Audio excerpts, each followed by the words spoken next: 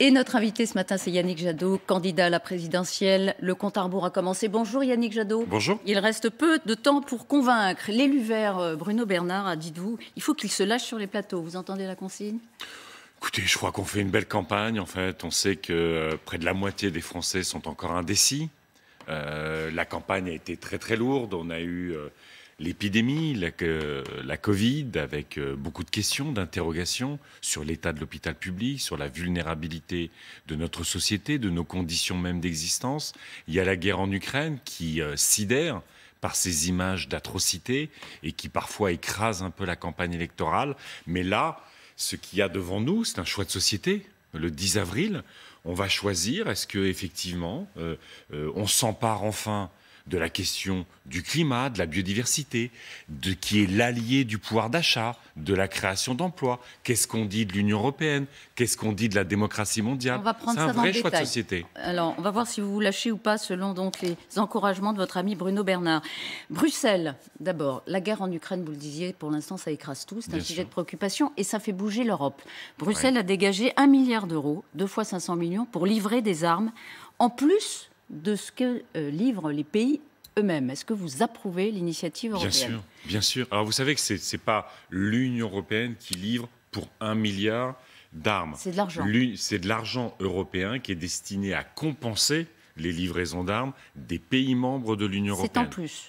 Donc c'est une compensation. Oui, c'est utile. Vous savez, quand on regarde la situation, je sais que tous les candidates et les candidats ne sont pas d'accord sur le soutien à la résistance ukrainienne.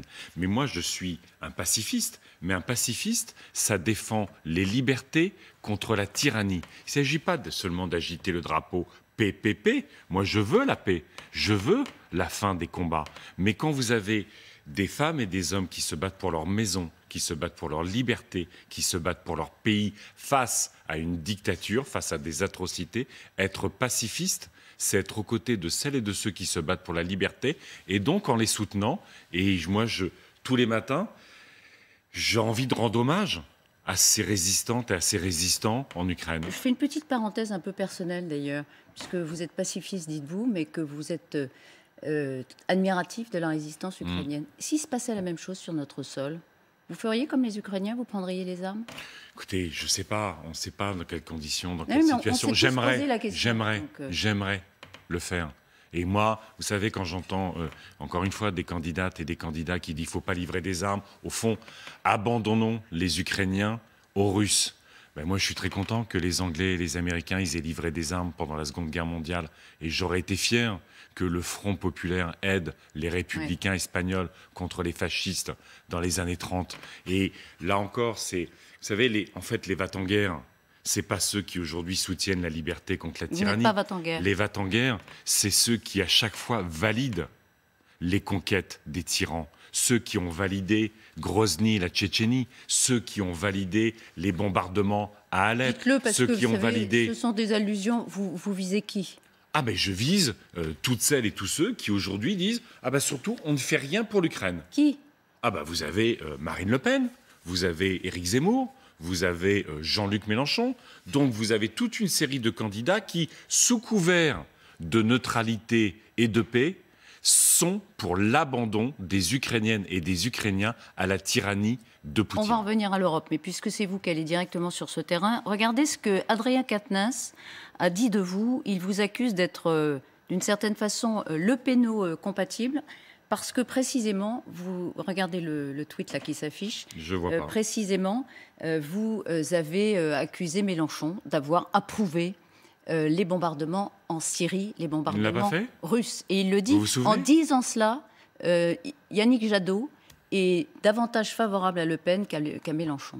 Écoutez, moi j'ai entendu Jean-Luc Mélenchon dire Poutine est en train de régler le problème en Syrie. Il n'y a qu'à regarder, les images sont officielles. Oui. Il a dit Poutine est en train de régler les problèmes en Syrie parce qu'il bombardait.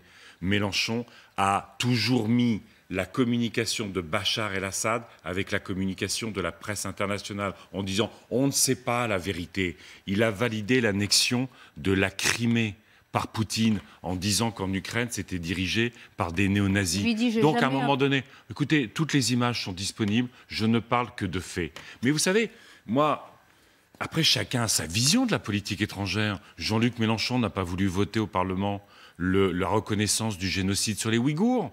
Il a régulièrement considéré que finalement l'État central chinois, comme Poutine, vous vous souvenez, juste avant l'invasion, il disait qu'en fait la responsabilité de la situation, c'était les Américains, qu'il connaissait bien Vladimir Poutine, que c'était un pacifiste. Donc simplement, moi je rappelle des faits. Et dans ce moment de guerre, en fait, c'est toujours très révélateur des principes, des valeurs des uns et des autres. Vous avez celles et ceux qui défendent la démocratie partout. Vous avez certains qui considèrent que la démocratie, c'est important chez soi, mais que quand c'est les autres, ça peut être relativisé. Et puis, vous avez dans ce moment-là... Il n'est pas complètement démocrate, Mélenchon ?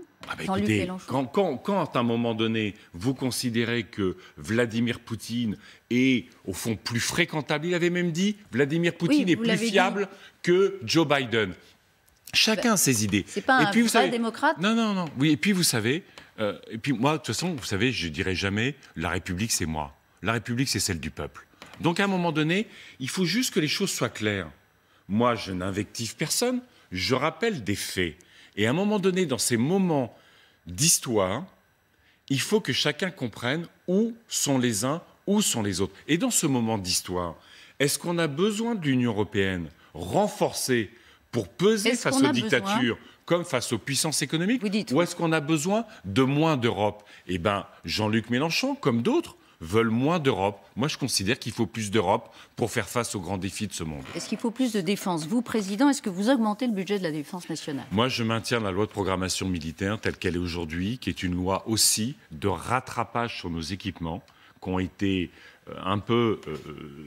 on a baissé, vous savez, un certain nombre de dotations sur des équipements essentiels, notamment l'équipement des soldats, mais aussi les hélicoptères, des patrouilleurs. C'est une loi de rattrapage, donc ça va dans le bon sens. Les Verts ont fait du chemin quand même, sur la question militaire. Non, c'est en fait, vous savez, on a toujours été pour l'efficacité, on a toujours été pour la responsabilité.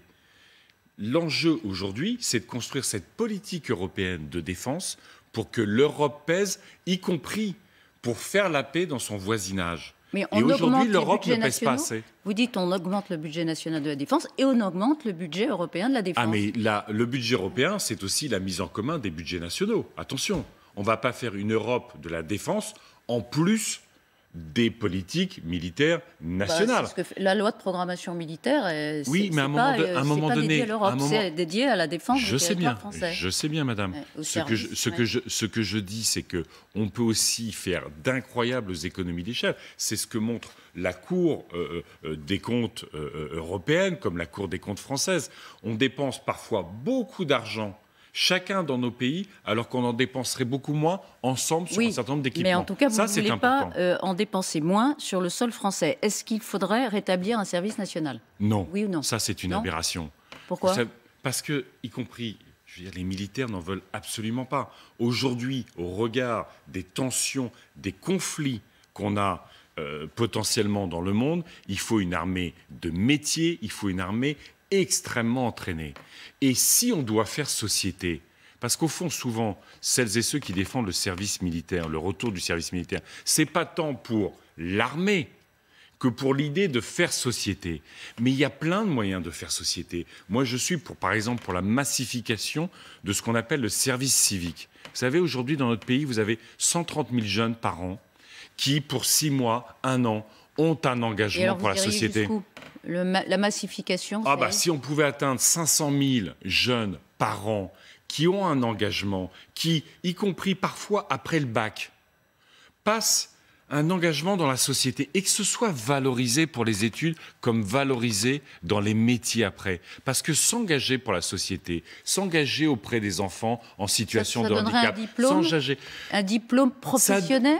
C'est pas l'idée que ça donne un diplôme professionnel, mais que ce soit perçu et vu comme un gain en maturité, comme un gain en ouverture sur la société, comme un gain en solidarité, en engagement. Parce qu'un jeune qui fait... C'est déjà le cas, honnêtement. Là, vous dites des choses qui existent déjà. Un jeune dans qui le a fait un système service français, civique... malheureusement, dans le système français, contrairement à d'autres systèmes européens, quand vous prenez 1 an dans vos études pour mûrir, pour faire autre chose que vos études, c'est souvent pénalisé. Ce serait la valorisation d'une année de césure et qui donnerait des droits ou qui serait éventuellement reconnus. Mais vous savez, il y a déjà des droits. Vous savez, vous touchez 600 € par mois. Absolument. Donc, c'est pas... Mais c'est surtout que ce soit... que servir la société soit vu comme un plus quand après vous allez passer un entretien pour votre boulot, quand vous allez... C'est plus une question de culture et de mentalité que de reconnaissance que simplement officielle. De continuer à bachoter, à être dans une sorte d'entonnoir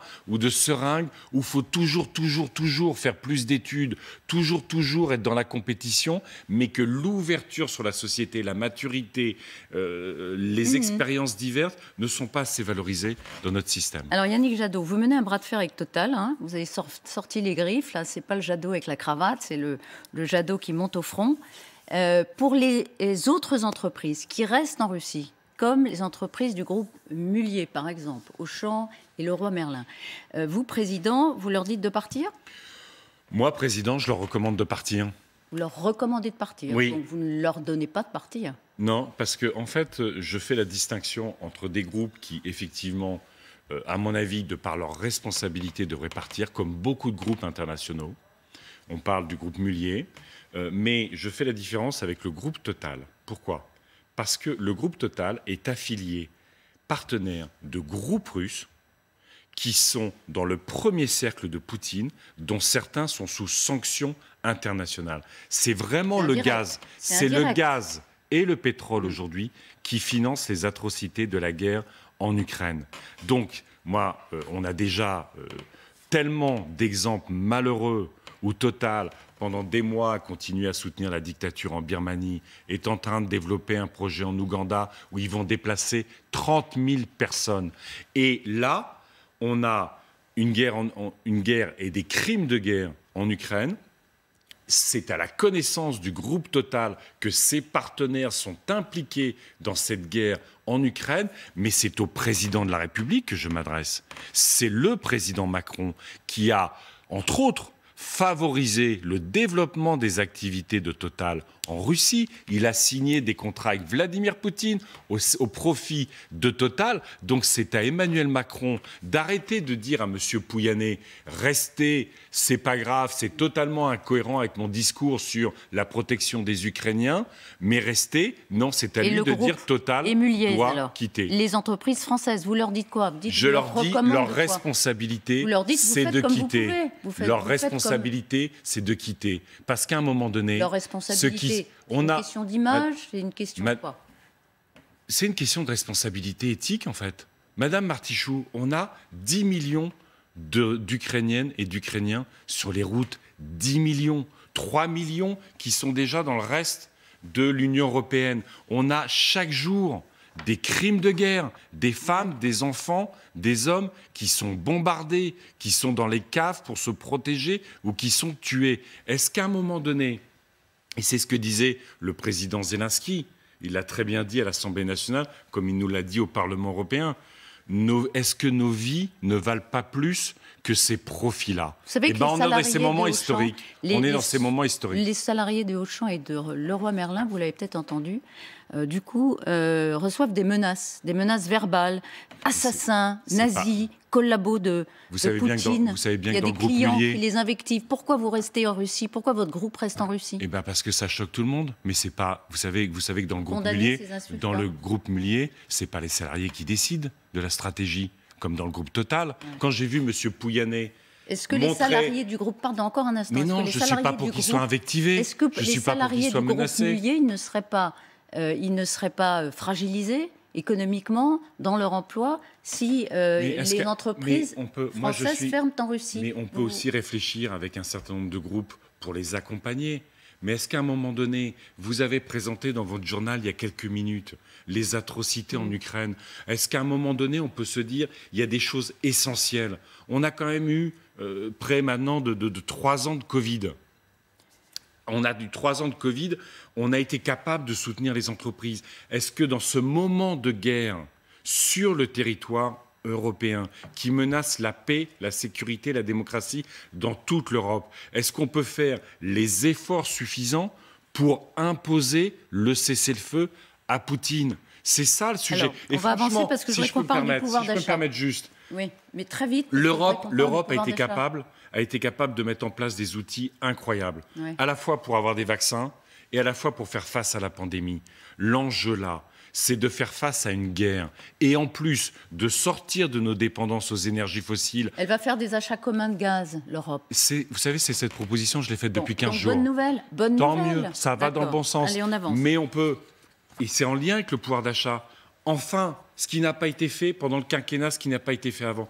On met le paquet sur l'isolation des logements, on sera moins dépendant de gaz et on aidera le pouvoir d'achat.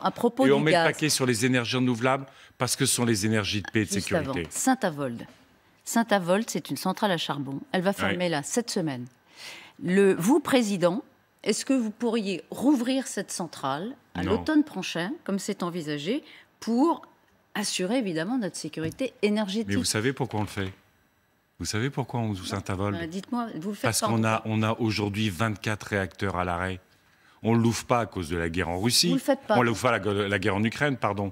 On l'ouvre parce que notre parc nucléaire est vieillissant. Non, attendez, j'y vais. Notre parc nucléaire est vieillissant.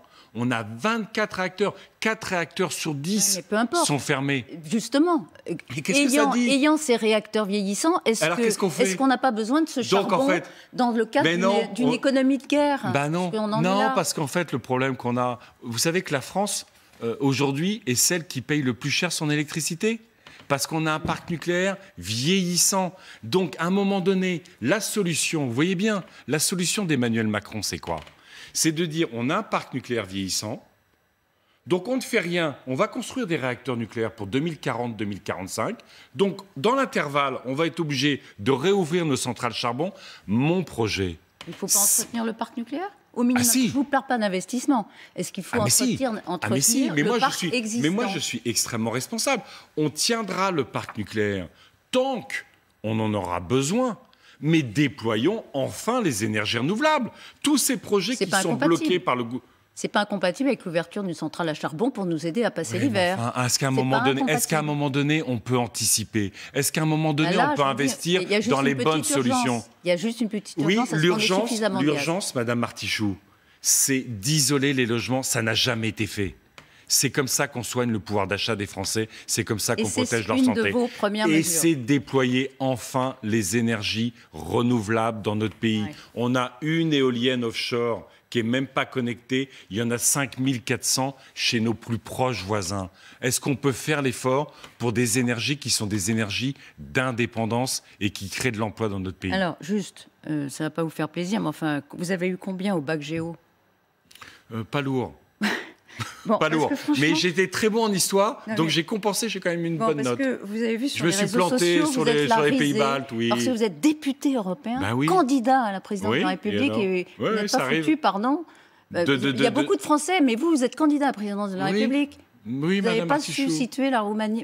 La Roumanie, la Roumanie et la Bulgarie, c'était les pays baltes. Vous n'avez pas été capable de dire qu'ils étaient dans l'Union européenne. Mais non, arrêtez vos bêtises. Je sais parfaitement quels sont les pays membres. C'était dans une émission qui s'appelle Au tableau sur M6. Mais non, je sais parfaitement quels sont les pays membres de l'Union européenne. Simplement, effectivement, je ne savais pas situer dans l'ordre l'Estonie, la Lettonie et la Lituanie. Voilà. Grande faute et c'est pas bien. Non, mais j'en suis désolé, y compris parce que j'ai des collègues baltes et je fais amende honorable absolument. Quelques propositions qui structurent plus ou moins le débat. D'abord, le RSA conditionné pour Emmanuel Macron, RSA uniquement pour les Français pour Marine Le Pen. Et vous, est-ce que vous réformez le RSA? Oui, je crée un revenu citoyen d'autonomie. Personne dans notre pays ne sera sous le seuil de grande pauvreté qui est aujourd'hui 920 €. On a des Françaises et des Français, 7 millions, qui vont dans les associations qui leur offrent des repas gratuits. On a 4 millions de mal logés. On a 10% de la société française qui est sous le seuil de pauvreté. Eh bien oui, je veux éradiquer la grande pauvreté dans notre pays. Et ce revenu citoyen, si vous permettez. Avec ou sans des allocations? Avec les appels.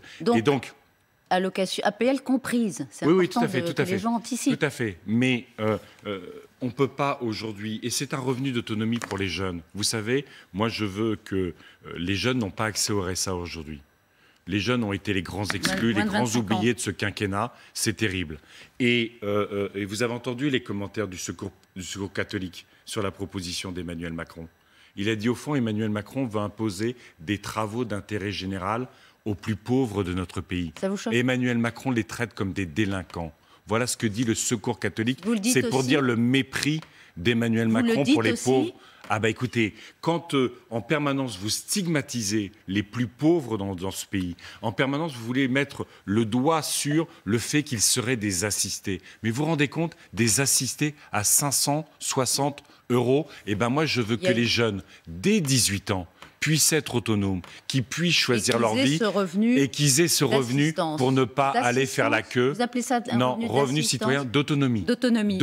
Parce que je ne veux pas que nos étudiants et que nos jeunes fassent la queue pour un repas gratuit. Un pays qui n'investit pas en sa jeunesse est un pays qui est voué au déclin. Et vous avez vu d'ailleurs, si je peux me permettre, les dernières statistiques qui ont été faites sur l'investissement par étudiant. Sous Emmanuel Macron. Yannick Jadot, il nous reste 4 minutes. C'est une exception et une aberration française. L'investissement par étudiant diminue. C'est une aberration. On ne mise pas dans ces pays sur notre jeunesse. Nous changerons tout ça. Encore quelques questions, pardon. Je vous demande de répondre rapidement. Au nom de la défense animale, et pour interdire les règles d'abattage sans étourdissement, Marine Le Pen veut interdire la viande cachère et halal. Vous êtes d'accord ? Ah non. Moi, je ne suis pas contre l'abattement rituel. Je suis contre l'absence d'étourdissement. Ça n'a rien à voir. Donc c'est non. Êtes-vous pour ou contre le délit de non-partage des tâches domestiques suggéré par Sandrine Rousseau ? Non. D'accord. Mais il y a un vrai sujet sur le partage des tâches domestiques, mais ça ne doit pas aujourd'hui devenir un délit. Elle ne vous a pas gâché votre campagne ? Continuez sur vos questions, Madame Martichoux. Joker. Joker. Vous sortez le Joker. Mais non, allez, continuons. Est-ce que vous seriez Macron compatible ? Non. Mélenchon compatible ? Mais moi, je suis Jadot compatible, je suis écologiste. Oui. Est-ce qu'à un moment donné... Mais est-ce qu'à un moment donné, les Verts et les écologistes français ne pourraient pas aussi envisager de gouverner avec d'autres dans le cadre d'une coalition ? Mais on peut gouverner avec d'autres. Nous gouvernons dans des villes, dans des régions. On le fait. Mais alors, être un minimum compatible. Mais la question, il faut construire un projet aujourd'hui. Sur la base d'un programme commun. Madame Martichoux, on a eu une campagne assez compliquée, assez confisquée, y compris par un président de la République qui ne veut pas débattre. Est-ce qu'à un moment donné, on peut faire la campagne de premier tour ? Est-ce qu'à un moment donné, on peut demander aux Françaises et aux Français de dire « Votez pour vos idées, votez par conviction, votez par construction. Vous voulez que le climat, la biodiversité, la justice sociale et l'Europe soient au cœur du prochain quinquennat, eh bien, votez écologiste. » Parce qu'il n'y a personne d'autre pour ça. Il n'y a personne d'autre pour faire en sorte que toutes nos politiques publiques soient conditionnées au climat, à la justice sociale, à l'égalité femmes-hommes. Il n'y a pas un autre projet qui porte autant sur Jean-Luc Mélenchon, aux yeux des Français et aux yeux d'ailleurs de certains citoyens. On verra le 10 avril, Madame Martichoux. On verra le 10 avril. Parce que le 10 avril, les Françaises et les Français voteront. Ils ne suivront pas les sondages. Ça fait longtemps qu'ils ne suivent plus les sondages, qui se trompent à chaque élection, notamment sur les votes écologistes. Si on avait écouté les sondages, on n'aurait pas gagné une seule mairie. Si on avait écouté les sondages, on aurait fait la moitié du score qu'on a fait aux européennes. Si on avait écouté les sondages, on n'aurait pas été le premier du vote jeune aux européennes. Donc vous ne croyez pas aux sondages, là ? Non. Quand vous avez vous pensez que vous êtes à quel niveau d'importance ? Je ne sais rien, on verra. Moi, vous savez, il y a un truc en démocratie, c'est mettre un bulletin dans l'urne. Selon notre ligne, vous êtes à 5%. Eh bien, on verra. C'est notre dernière minute. On verra. Moi, j'appelle les Françaises et les Français. J'appelle les Françaises et les Français à voter pour ce qu'ils considèrent essentiel. La santé. On a vu combien c'est lié à l'environnement. On est en plein pic de pollution. La santé, le climat, la biodiversité et toute l'innovation économique, toute la justice sociale qu'on peut construire autour de ça, c'est le projet écologiste. Et vous finirez à combien ? À quel niveau ? Eh bien, c'est les Françaises et les Français le diront. Oui, vous savez, c'est comme ça la démocratie. Vous avez raison. À un moment donné, c'est le peuple qui décide. Exactement. À un moment donné, c'est le peuple qui décide. Jean-Luc Manot, hier sur ce plateau éditorialiste, disait de vous, ce sera un très bel échec. Eh ben, écoutez, on en discutera. Vous savez, ça fait tellement longtemps que les éditorialistes... C'est un très bel échec. Ça fait tellement longtemps que les éditorialistes... C'était un hommage, hein. Ah, bah écoutez, je le vois pas totalement comme ça, mais ça fait longtemps que les éditorialistes, vous savez, ils font aussi preuve de tellement de conformisme. Oh, c'était pas pour renversons la table. Renversons la table. Merci beaucoup Yannick Jadot d'avoir été avec nous ce matin sur LCI. Merci.